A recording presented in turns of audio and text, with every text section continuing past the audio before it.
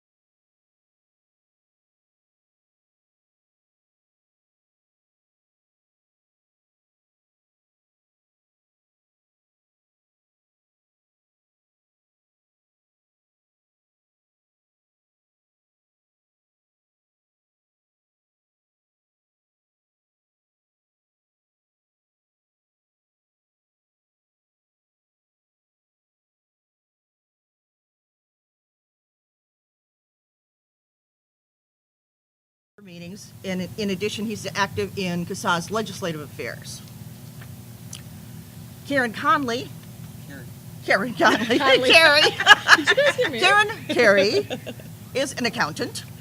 She has worked as a senior accounting specialist for a college in New England since 2001. She joined our board in 2011, and we're very grateful to have her because she currently serves as treasurer. And she's organized and maintains our financial information and prepares monthly financial updates both for the board and for the member meetings. She's also appeared at Board of Health meetings to oppose local bans. To my right, Kristen Knoll-Marsh is a small business owner and entrepreneur from Wisconsin. She owns a successful real estate website and an online store for her hand-finished carrying cases. She was elected by popular vote in 2009 to serve on the original board of directors. She currently serves as vice president.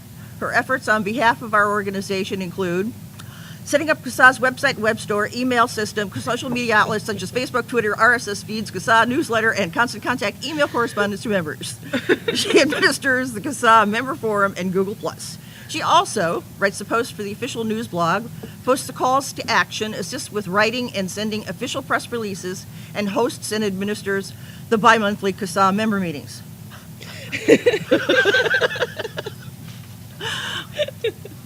Michael Cozy is a former nonprofit executive and tobacco harm reduction advocate. His presence in the e-cigarette enthusiast community has been a constant for over 2 years through inspecting and critiquing e-cigarette products from a consumer standpoint. He brings a significant knowledge of the industry to CASAA and acts as the board secretary.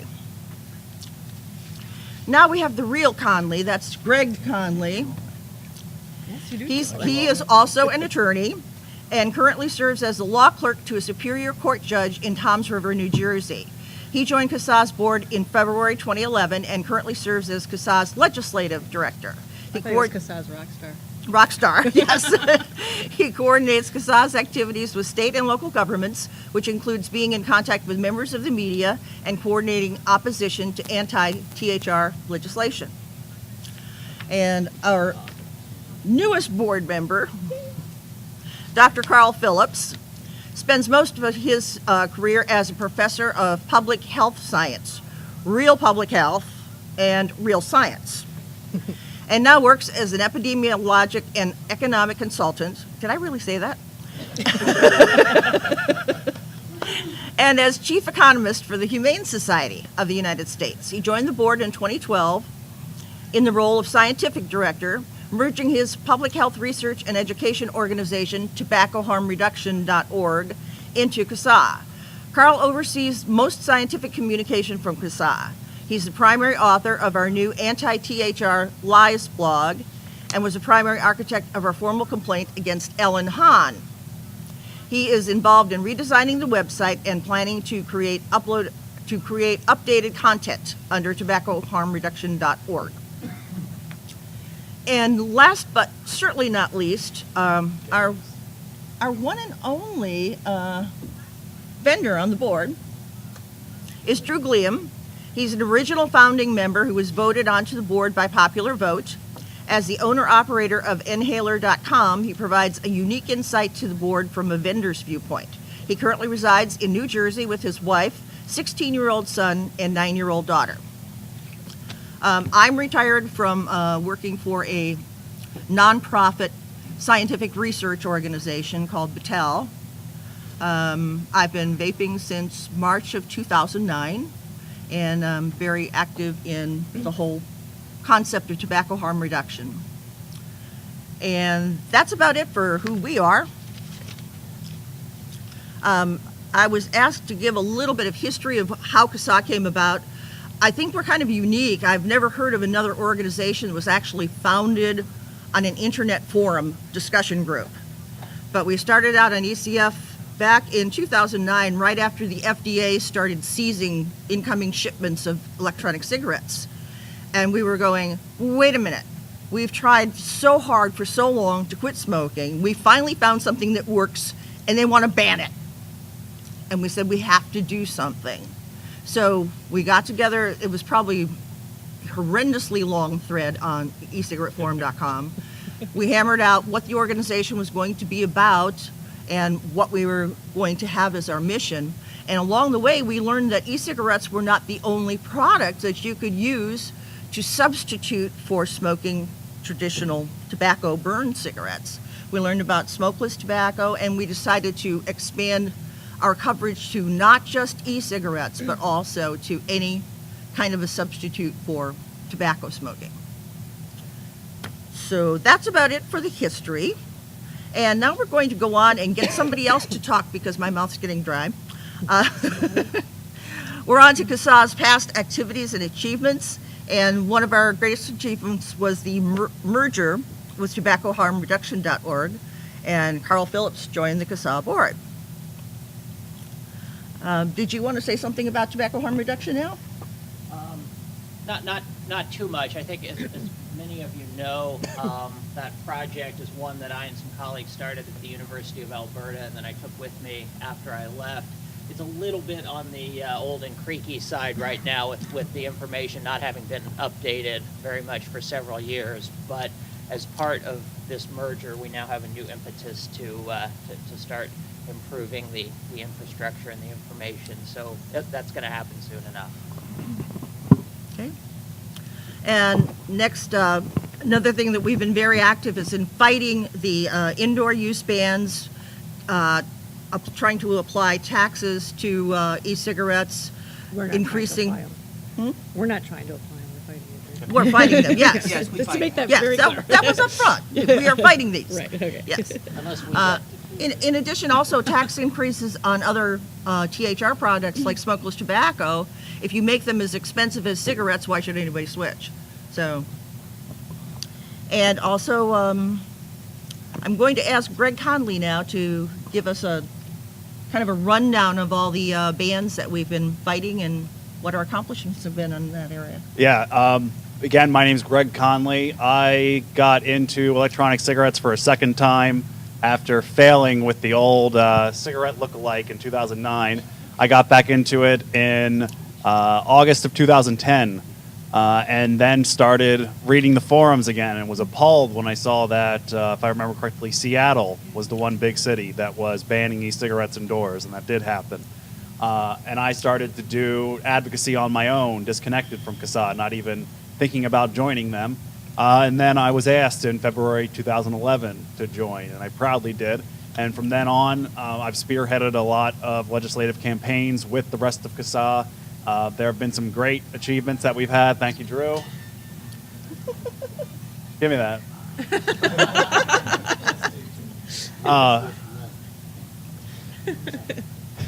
And in the time since I joined, we've had quite a few successes on the legislative front. Indoor use bans have been defeated in cities like Boise, Idaho, Augusta, Georgia, some small towns that I've come to love, Muncie, Indiana, and Alexandria, Louisiana. If you're ever in the area, please go patronize them and enjoy your e-cigarette freely. Tax increases, we have defeated 2 e-cigarette taxes. Hawaii was going to tax e-cigarettes at 70%. CASAA, in combination with Volcano, really took it to that and got it immediately killed. Massachusetts recently was going to try and tax e-cigarettes. We killed that, at least temporarily. We'll see if they come back with it. Vermont wanted to kill internet sales of e-cigarettes with very little warning to the public. Thankfully, that was killed. Sales bans. What? Yes, sales bans. We have helped defeat 7 or 8 states that have tried to ban e-cigarette sales to adults. Thankfully, we are, at this point, hopefully past that in our history. And last, one of the things that I have done with my legal background is become familiar with Freedom of Information Act law in various states. So I have filed records requests to get emails, all the emails sent by a particular anti or a particular liar in the anti-THR community, and I've taken those emails and I've published them online so everyone can see what actually goes into, what kind of closed-minded, I do not want to look at any evidence that does not support my position, what goes into their thoughts. So I at least was able to get that through a lot of email requests of various people. And it's all because of the CASAA membership that we've been able to have the success that we've had. It's not just us sending an email that gets things changed. It's actually people in a state or people in a town or even people from all over the U.S. that are sending those emails that helps us declare victory in various campaigns we run. So thank you. Thanks, Greg. Wrapping up the discussion of what CASAA's been up to, we were one of the participants in filing an amicus brief in the case of Smoking Everywhere and Soterra Inc. doing business as Enjoy versus FDA. And I don't know, I would hope that most people in this room are familiar with that court case, but it's the thing that kept e-cigarettes legal in the United States. If the FDA had had its way, they would have been considered a drug, an unapproved drug, and said, you can't sell anymore until you've gone through the same process that they went through to have any drug approved by the FDA, which would be many, many millions of dollars and many, many years before it came about. And There would be no VaperCon. No, we wouldn't be here. Also, we've been attending various conferences, the Tobacco Merchants Association. I went to the SRNT meeting, that's a scientific research on nicotine and tobacco. We have appeared at various hearings and meetings. I've testified at the FDA several times, as has Greg. And did I leave anybody out? Carl? Carl has testified as well. I testified. And Ron testified. And Julie was, I think, the person who was leading the group in Illinois that managed to push And back also the ban Missouri. there. We had a thing in Missouri. What? Missouri as well. Missouri. Okay. Missouri. We've learned that being on CASAA board. It's not Missouri, it's Missouri. And while we are going through the contributions of the board members and testifying, I want to recognize the contributions of a CASAA advisor, not a board member, Bill Gottschall of Smoke Free Pennsylvania. He is, again, not a board member, and we don't see eye to eye with him on everything. But when it comes to THR, he has been very valuable and has gone and testified at so many different places, it's hard to even list them. So he is not here, but we wanted to recognize his contributions. Thank you. Okay, Ron, you're on with an organizational update. Oh, I am. Okay. CASAA actually incorporated in the state of Alabama in November of 2010. At that point in time, we got together with an accountant. We were doing a bunch of things. We had 18 months to do it. We did get it within the 18-month deadline, and we actually filed what's called an IRS 1024 form for a 501c4. That's a social welfare organization. People might ask why we didn't file for a 501c3, where the actual contributions of our members would be tax deductible. We do a little too much legislative work in order to qualify for a 501c3. So, although our operations, we are in fact as an organization, as a nonprofit, we don't have to pay taxes. The actual contributions from our membership are not tax deductible. That's really the only downfall. But we're still waiting back on word from the IRS, and we hope we should hear it. It's usually a 6-month or more process. It happened in May of this year. So, and we're hoping to get word back, and we don't foresee any problems with approval. You can't hear? I'm sorry. Well, the microphone- Well, I'll just start from the beginning. CASAA, I'm usually very loud, I'm sorry. CASAA actually incorporated in the state of Alabama in November of 2010, as a nonprofit. Prior to that, we were basically an unincorporated organization. We weren't, in fact, a corporation. At that point in time, we decided that we were going to go for nonprofit status, and deciding between 501c3 and 501c4. Now, 501c4 is a social welfare organization that allows for us to have legislative activities. If we were a 501c3, we wouldn't be able to have the amount of legislative activities that we do have. And as I was just stating before, the key difference is that the contributions from the membership are not tax deductible for the individuals. But we are, in fact, a not-for-profit, and in fact, we don't have to pay income tax due to the fact that we are a nonprofit organization under 501c4. So, we're hoping to get word back from the IRS. It happened in May, so we're hoping to get word from the IRS any day now, really. I think probably November, December. So when we do, in fact, get confirmation from the IRS as to being a 501c4, we'll let you all know. But that's where we stand at this point. Thank you, Ron. Thank you. And now our treasurer, Karen Carey, is going to give us a financial update. Okay. I started on the board in December, and this past December, and when I started, I took over the job. No, we don't have microphones, unfortunately, we're just Okay. streaming, but speak up. all right. Very loud. Can you hear me now? These are just recording. Okay. Okay. Yeah, there's no. I started on the board in CASAA in December, and at that point, our financial information was with an accountant. So what I did was I got the financial information. I took everything from all of 2010 or 2011 and got all the financial information into my own accounting software that I have, and got financial statements to the accountant for last year, and I've been keeping track of our finances on a monthly basis. I do everything in QuickBooks, so it's pretty simple. We have been running very, very, very well. We don't spend a lot of money. We have almost $30,000 in the bank right now. Last year, we took in, from last year to this year, we're projected to double what our donations are. And we've spent about the same this year as last year. So we are really running we have a good balance in the bank account. We just recently purchased a 5-pack of press release. So the first press release we just did allowed us, it was less than $3,000 to buy the 5 press releases. The first press release we just did, and because we wanted to do the press release, it's the same as the company that was, what's the name of it?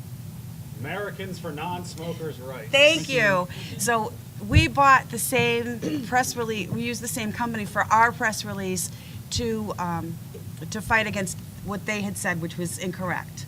And I'll be getting more into that later. So if you Okay. want. yeah, so right now we're pretty well set. We have a lot of money. We're going to start being a little bit more aggressive as far as buying advertising against local bands and putting ads in the paper, doing things of that nature.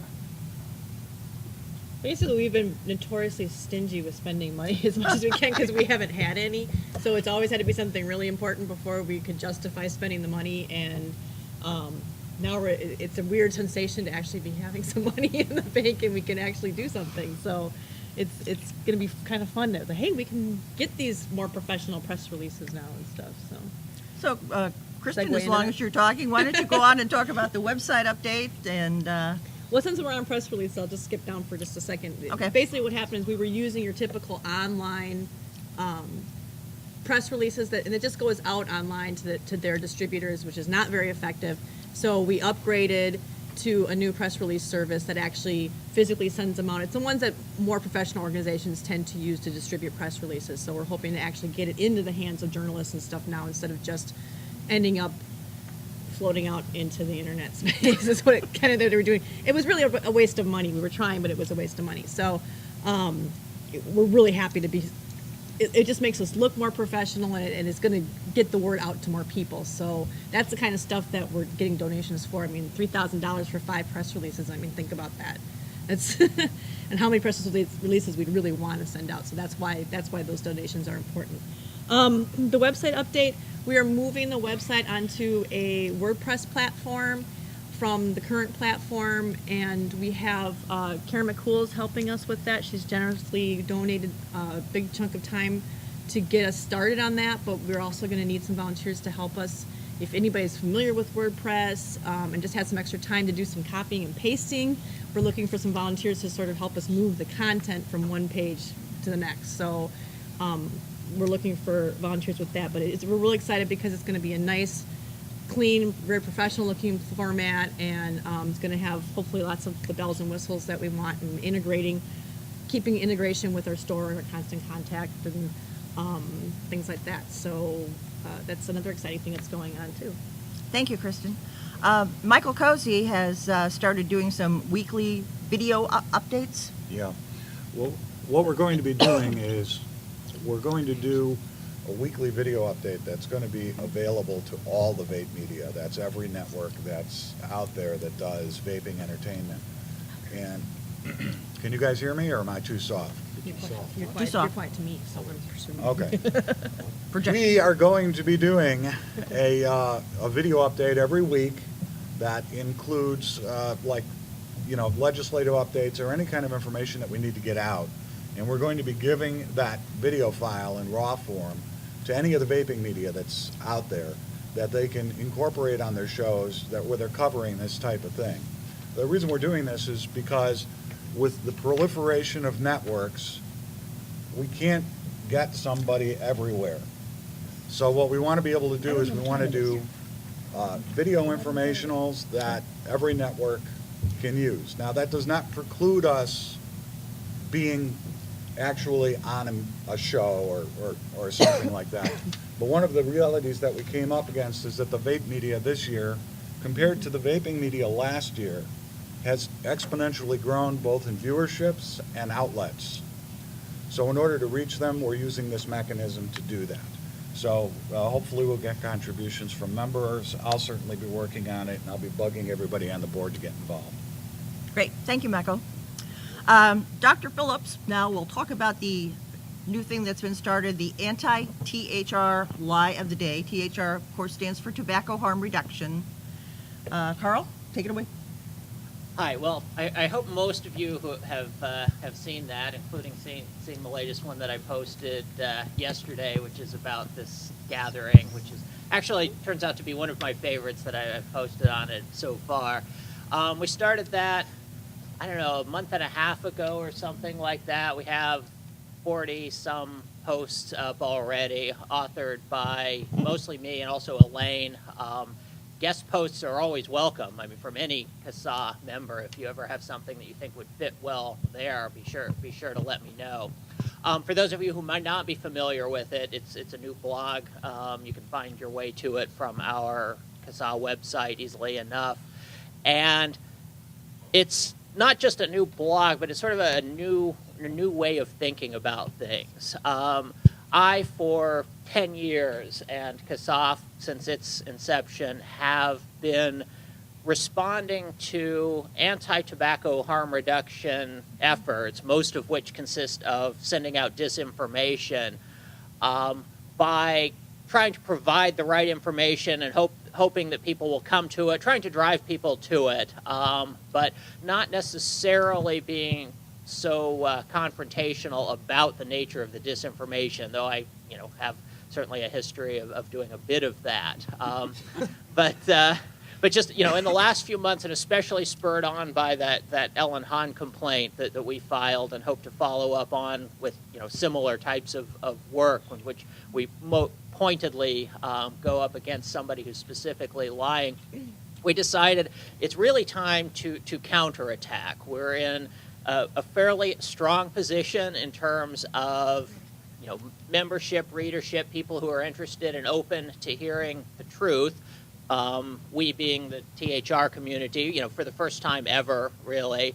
And we, however, in spite of that, simply fighting truth with truth doesn't seem to really get the job done. And so we've become rather more confrontational about it because, what's that? We're calling them out. We're calling them out, yeah. I mean, as I've pointed out a couple of times on that website and more generally, the truth has a very clear pro-THR bias. There's no question about that. If we deal in the truth and challenge the other side when they don't, then we stand a much better chance of that. And so not just a new blog, but sort of a whole new way of doing business, I think. And I think it's really going to be helpful. And one of the things that's great about this community is that we actively study our opponents. Our opponents, meanwhile, it makes them sick to their stomach and gives them a headache to listen to us. So they are, as much as I wish that my friend Dr. Stanton Glantz was here watching us right now and getting some accurate information. Hi, Stan. He is not, and nor is Ellen Hahn, nor is any of the other liars that have gone up and told lies about electronic cigarettes. And so by studying our opponents and getting accurate information out there, we hope that other people who study those people also get that information. Okay, thank you. We're going to be turning the floor over to you folks here for any questions that you might have in just a minute. First, Kristen is going to go down a list of what members can do to help get things going, because we can't do it all. Yeah, I mean, Yeah. that's the key thing, and it's something that I've said for many years. When people say, well, what is CASAA doing? I always have turned it back around and said, I don't know, what are you doing? Because you are CASAA. We're just the board, we're just the organizational aspect of this. We can't do it without you. So that's the really key thing, is that we need people out there giving CASAA the voice that we need and contributing in any way you can. So one important thing we need, if you notice that we do our call to actions, one of the things we also do is we use our constant contact database, which now we finally have everything merged because we were getting names when people were signing up over here and over there. And we have it all into one spot, but we don't have everybody's location. And the key thing that we need is people's location, so that if something comes up, like in Omaha, I was able to go into the constant contact, filter it by state, and all of our members and vaping members and vendors in Omaha popped up. So I was able to send a direct email to them and say, look, something's going on in your state. Because if you get too much from us all the time, you may not. So I was able to put Omaha in the headline and say, this is you guys, pay attention. But if we don't have you, if we just have your email address and a screen name, we have no way really of alerting to us. And we're going to be starting to really focus on getting to our members in that location. So if you want to know when something's coming up, it's really important that we be able to know where you are. So you can go back in on the website at this point and go log into, I think the instructions are there of how to log back in, and just double check your profile and make sure that your state is listed in there and we know where you're at. So, and you can also sign up as a regional rep that way too. When we put, I guess, I thought, stop saying Kristen. The social media, basically when we put out we're on Facebook, Twitter, Google+, what else? RSS feed. Our blog, we've got the RSS feed. Please sign up for the RSS feed if you're getting feeds from other places where you're sending out news about events. Forward these things. If we post something on our Facebook page, share. That button's there for a reason. Please share it. Share it on your page. You never know if somebody is a smoker who is, you don't realize is a friend of yours on Facebook or is following your Twitter. That's another thing. Doesn't cost any money. Takes 2 seconds to just forward that thing and get that information out, because dissemination of information is really important in what we do, is getting the truth out there. We have on our website all of our printouts that we put together. Some really creative and smart people put these together, and they're there for you. So go onto the CASAA site. It's under printable materials. I think it says CASAA handouts right now. That might change, but that page is still going to exist once we move everything over. And you can download the medical infograph, I guess you'd call it, that's got a really great image of a body that shows how nicotine and stuff affects the body versus smoking, that you can hand to your doctors, that you can give to employers. It's got a second sheet that's got the information, like the common myths on the back of it. We have the trifold that Elaine came up with. That's a good handout that you can put in your stores. You're welcome to print these out and put them in your stores. Hand them out, again, to your doctors, to your employers, to friends. Utilize those. Get them out there. The stickers that we have, we put those up as cheaply as possible. The decals, and a lot of the vendors here, which is awesome, I was so thrilled to see, we're handing these out today, or yesterday, that have, you can go to your favorite bar or restaurant. If they already allow vaping, give them the sticker, and instead of a no smoking sticker, they can put, it has the no smoking but the e-cigarettes allowed on it, and it's got the CASAA emblem on it. Give it, just buy it, spend a couple bucks, buy it and give it to them, hand some out, and get a pack of them, and that can get people will see that, oh, no smoking but vaping allowed. What's vaping? It gets that talking, so that we can also, that can hopefully preempt if people try to start banning it indoors in that area. There's already local establishments that it's on their radar. So it's just sort of a subtle way to do it. Let's see. Make it fast. Yeah, I'm trying. The calls to action, please make sure that you're forwarding those, you're paying attention to those. Get your vendors involved. I mean, if there's people your favorite vendors, and I walked around the room last night, there was a few people who had never even heard of CASAA that were vendors, and I was kind of shocked. Some of them were big companies, and they should know about us by now. We need our members to be telling these people about it. What else? And if you are a vendor, come talk to us. We'd be happy to work with you. We need you, like what they were talking about with Volcano. Without Volcano's help in Hawaii, those taxes would have probably gone through. They did everything right. They listened to us when we give them a heads up. They were actually on top of it as well, with us, which is even better. And they got their members involved. They said, come on, here's 10,000 people. Be a voice. That's and what we need vendors to I will do. relay a quick anecdote as to why vendors should care.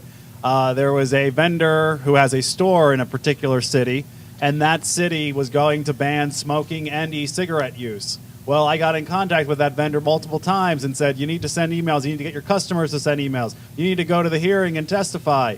And lo and behold, I believe he did not do anything. And what he didn't realize, and what we didn't realize, because that's not our responsibility, was that because his store was attached to an apartment from somebody that rented from him, he can no longer vape in his own e-cigarette store. So good job, guy. But that's why we need vendors to support us. And if you're even just an internet vendor, you may one day decide to open a storefront, so you don't want to preemptively have some of your business taken away. Yeah, and even if you don't have a store, if you're shipping to a certain state and that state bans it, who knows what's going to happen? Or if people can't use them indoors and they're like, why should I bother? I got to go outside either way. I may as well smoke. Why should I buy this guy's e-cigarette? Now in that state, you've lost that customer base. So it does behoove you to help with this. The watching local media. This is key, you guys. We need regional reps. If you can sign up as a regional rep, that is great. You're basically our man on the ground for us, so we have somebody to contact if we hear something that's coming up. But even if you don't want to do that, and there is a whole page on regional reps if you want to look into that. You don't have to attend regular meetings or anything at this point. It's just being there for us, basically. But if you can, as a member, just a regular member, watch your local media. If you see specifically for smoking bans, watch those, because that's where we're sneaking these e-cigarettes in. The media will not mention the e-cigarettes at all. They'll just say, oh, this little town's going to ban smoking, and next thing you know, you find out there's e-cigarettes. Well, what do we care about that one small town? Well, they start following like dominoes. So we have to watch those smoking bans. Check them, watch if you can sign up for legislative. We get a lot of the main countrywide legislative stuff, but we're losing all these little bits and pieces, and it's pretty soon it's just going to start to add up. It's this mosaic. They're just sticking them in these smoking bans. So if you just even hear the word smoking ban in your area, pay attention. Call somebody up and say, hey, what's going on with this? Are e-cigarettes included in this? And find out. It's just a phone call, but that's how you can really. It's a huge thing. We have a couple members who do all the time. She's like, check this. I heard smoking ban. And she feels bad because sometimes she feels like she's nagging us. That's awesome. We want people to give us a heads up on these things, because we can't watch the entire country for every single county and every single city. So. And it's very easy. You just look up on Google, like I live in Medford, New Jersey. Look up Medford, New Jersey Council, and you get that number. Ask for the city clerk and ask, can you email me a copy of the proposed smoking ban? Then you can look at the PDF and you can see how smoking is defined and if there's a separate definition for e-cigarette. And then that's pretty much all you got to look at.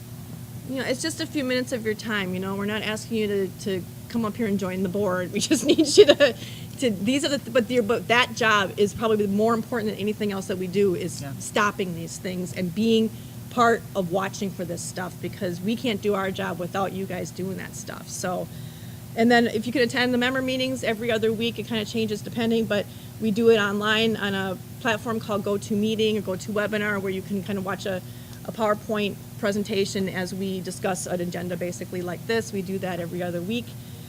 And I send out emails, so if you are on the mailing list, you should get an update telling you. But once you sign up once, I believe you can just keep logging back in again. I don't think you have to re-sign up. And of course, donate. Give us money. If you don't want to do anything else, give us money. Thank you, Kristen. And now we'd like to hear from you. In order for the what you're saying to get recorded, please raise your hand, and Michael will bring the microphone over to you.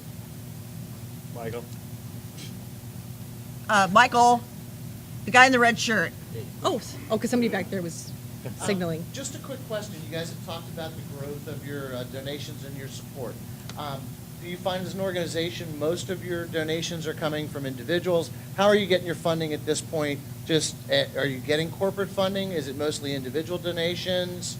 It's just curious because there's been so much, and obviously rightfully so, pressure put on the anti-organizations and their funding sources. It's just a matter of curiosity for me.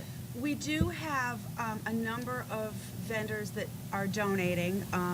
We have it set up so you can do a recurring donation, and a few vendors are extremely generous. We have most of our donations are coming from members. They're not coming from vendors. We have No, vendors are members. Vendors are members. Yeah. yes, Right, so well, individual members. Signing up I as mean vendors, individual indicating who they are. from just regular people, not vendors. Consumers. Consumers. You are regular people. We're not Consumers are. You guys get the idea. You know what I mean? There you go. I haven't had enough coffee. The majority of, we actually have a larger recurring donation base than regular donations. So in any given month, we right now are running like $1,700 in recurring donations. So we can pretty much rely on that every month. And the regular donations are running about $800 a month. Just a quick follow-up question to that.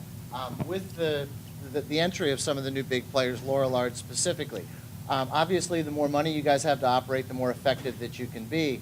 Are you actively soliciting donations from, for example, that large corporate new entity within the e-cig community? Have you been approached by them?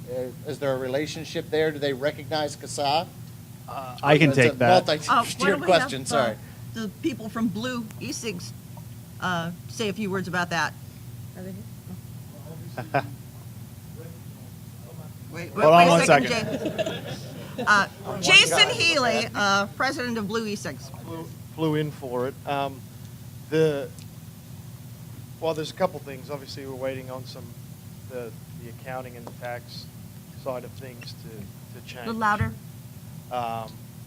But we definitely recognize. We also, it's a fine balancing act. we've got 32 lobbyists out there, and we're pumping, heavy funds, including personally, into various political events and politicians. So we definitely recognize. I know the head of my lobbying department talks with Greg.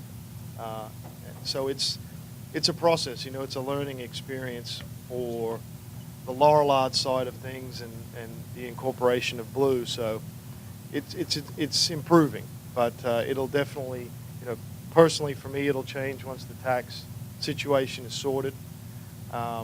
So you'll see dramatic change, but obviously we do recognize it coming in for the meeting. Yeah, we've always largely taken the position that companies that produce combustibles, we keep an arm's length. But as Jason said, the ability for me, when, for example, the Massachusetts tax bill on e-cigarettes was up, the ability for me to call up Laurelard's lobbyist, who is being paid 6 figures a year to be on top of things, it's very valuable, and he was able to tell me how to proceed, who to target, and he could also tell me when the problem was taken care of. Whereas when you don't have a contact, you can keep pressing things for weeks and weeks, and then in the end you turn out it was already removed from the bill 4 weeks ago. So for us, just the ability to correspond with some of the bigger vendors is more valuable than financial support. Yeah, and to answer your question, we don't go out and actively solicit donations from vendors, but we're very grateful when they go to our website and click on that button that says donate. And Yeah, that, and just to jump in, the other part of that is, and we haven't said it yet, thanks everybody for attending, thanks for all your donations and support for the vendors, vape groups, all the people you know who you are. We don't really have the time to go over individually everybody that's helped us out. You know who you are, thank you very much. One of the other things is, and we were talking to a couple companies this morning, is when we have our call to actions, and these sites that are sending out newsletters, the home vape groups and everything like that, one of the things we're trying to do right now is establish call to actions that are distributed through the newsletters. We were trying to get some of the companies to do it locally, but it's not necessarily, we don't need that. So when we do our call to actions, if you're receiving newsletters from companies that don't have CASAA call to actions, then ask them to do that, please. Please do. Because that's one of the things that really helps, as Kristen was saying, gets the word out. Also, those bouncing back to us and letting us know that we should be doing a call to action. Because, one of the things that Blue did in the past was just make a post on their Facebook page, which resulted from a number of donations. So it's really, we are CASAA, and that's you and us. So just the social networking, just talking to other people and saying, look, CASAA's working on this, or CASAA, or whatever. We're not going to debate that right now, but just, the people who are working on that, it's word of mouth that really helps us more than anything.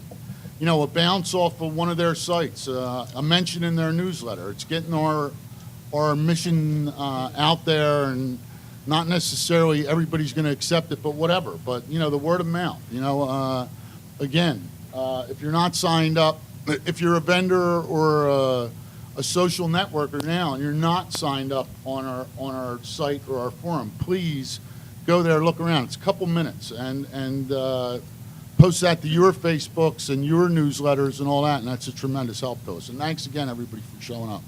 We appreciate it. to be a little more specific to your question, we don't go out and seek it, we don't approach companies and say, hey, will you give us some money?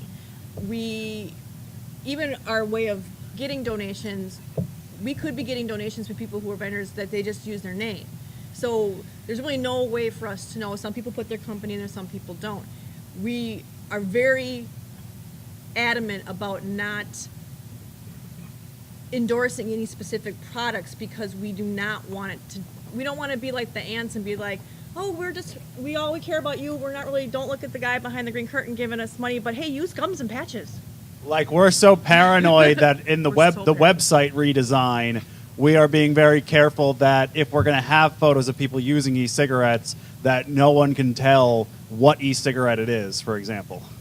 You know, we're trying to keep, we don't want to get those accusations that we're under somebody's thumb or control, you know. Okay. Well, it's a good question, because I think a lot of people wonder about that. Another question? Okay. I've heard it from two fellow vapors recently that were looking for jobs. Also, insurance companies. When we check non-smoker, what? Because I think there's a lot of ramifications. By one person, a fellow vapor, was called out on that from a major corporation that they thought he was a smoker, and he checked non-smoking. So is there legal ramifications that are going to cascade down into, beliefs? Well, if your company is asking you whether you are a smoker and you check non-smoker, you are not lying. However, more and more companies are asking, are you a nicotine user or tobacco user, which does complicate things. And if a company, unfortunately, a lot of these companies are now making people take tests to determine their nicotine levels. The good news is that it seems like for vapors, it's a little easier to go off of nicotine for a few days than it would be for a smoker to not pick up a cigarette for 3 or 4 days. And I think nicotine leaves the body pretty quickly. So that's going to be. That could happen. We're not recommending. Yeah, we're not recommending any. But hey, you quit for 5 days, and there's no requirement for you to go back and report. So yeah, that's a problem. We're hoping that insurance companies start to come around, but it's just so these people do not want to do carbon monoxide testing to only see if somebody's smoked, and so that even winds up banning people or giving higher insurance premiums to people who are using NRTs. So it's an equal problem for NRTs as e-cigarettes. I just think it creates a stigma. Undoubtedly. Thank you. There's someone was over here. I was just wondering, on that same vein, though, isn't there something that we can do to get to these insurance corporations and all of this to let them know that this is not the same nicotine as what's in a cigarette? Isn't there something as an organization Absolutely, that can with be done? your employer, and what I was saying earlier, we need to get the information, because the employers are the ones who are sort of behind this, because their premiums and what they're responsible for changes because this even bleeds over into life insurance and things like that. Right. That's As true. far as health insurance with businesses, it's not that big of a thing. It is there. It does make them pay more, but when you also go into life insurance, they have the same testing. And I just think there could be something we could do, to start getting that ball rolling in that direction and not just cheating the system. That's an excellent point. And users of low-risk nicotine products should not be having to pay higher insurance premiums. Absolutely. And it's sort of been on my to-do list for a while now to try to do something about that. I actually had the good fortune to talk to a vaping friend I had met who's in the insurance business, so maybe I'll be able to follow up on that a little bit. I don't really know what the levers are for affecting that. I just don't, despite having worked.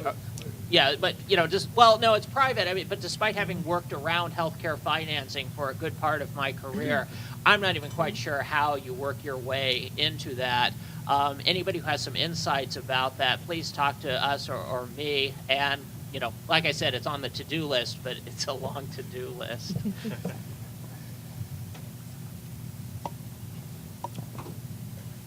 I had a couple comments. First, I just wanted to see if CASAA ever thought about doing a fundraiser, like a fundraiser dinner or something like that, to try and raise money in a lump sum for bigger projects. Maybe like a, pay per plate. There are people in the community who are happy to donate, but they need inspiration or suggestion to do that, and saying, hey, we're having a vaping dinner, gala, masquerade, whatever the hell you want to call it. You know, it's $150 a plate or $200 a plate, and getting it catered for, you know, probably by vapers who would donate their time and the food and whatever else would raise a large sum in a short period of time to kind of get a lump sum put away for backup and emergencies. The other things were, we all know that coming to events like this, there are things that you would say online to people that you would never say to their face. There are people you would love to punch in the face that you would never do that to. Really? So in that same aspect, people like Ellen Hahn, who are all talk and in her own peer group, will go and big mouth and whatever else. But if you sit down face to face with her and you talk to her as a human being, because believe it or not, some of them are actually human beings. I've spoken with people from organizations like American Cancer Society who have said to me, I'm quitting. And I found out afterwards that 2 or 3 of them that I spoke to and showed them studies and showed them that their organization was putting out lies, did quit the American Cancer Society. And I'm sure Carl has a lot of experience knowing that people, once they find out the truth, do realize that they're promoting death. Like they're promoting people dying, and they're not comfortable with that as a human being. So although, you know, sending out letters and writing things is great, and putting out press releases is great, going and meeting, I know Ellen has done a lot of this, going and meeting with people and talking to their face and saying to them, you're killing people. Like, not directly in those words, but saying it to their face does put a little bit of a bug in their head, and maybe, even if it doesn't make them change their view, make them step back a little bit on the anti-e-cigarette thing. So that also helps. Yes. And the other thought was just that I have a mailing list of over 4,000 people that is already separated by state of e-cigarette users. And I do forward out the CASAA memos. The problem is I don't get them in time to do that. I get them the day before the ban or the day before the hearing. If there's any way to speed up, I know that now that you have more money, you're being a little more efficient. If you can speed up that process a little bit and get it 3 days ahead of time, or even send it to me before you send it out to the general mailing list, I can get it out to our mailing list the same time you do, and they have more days to write letters and call. Okay, thank you, Spike. We're going to have to wrap it up here. We're running out of time. Can I just make one really brief comment? I don't even have a question, I just have a comment. And, you know, I'm pretty notorious for being very critical. And I'd like to say that with CASAA building a platform on pointing out the lies of all the anti-groups, I think that at least one person within CASAA should turn that critical eye on yourself and look at what you're putting out there. Because CASAA does have information out there right now that would be lies. There are things that you have, like, for instance, on your website. If I go to the CASAA website and look at About Us, it says we are a 12-member elected board. But that's not the case. You have 2 members here of a 9-member board that were elected and 7 people that were appointed. Now, I'm not saying it's a bad thing. I'm just saying that if you're going to go out there and tell people you're an elected board, you should be an elected board. If you're appointed, say you're appointed. If a stoner idiot like myself can find something that's a lie, imagine what someone who's really intelligent can do. We've got a lot of work to update our website. Yeah. We're in the process of Yeah. updating the website. It's just cleaning up is what I'm suggesting. Thank I you. think Yeah. that you need to turn that critical Yeah, eye on it- yourself. it's a Clean it up situation little Just bit. to answer that, and it sort of ties in with what Spikey was saying about, you know, people, what they'll say in person and what they'll say on the internet. So that it's sort of a thing where we do clean up, you know, our stuff as often as we can.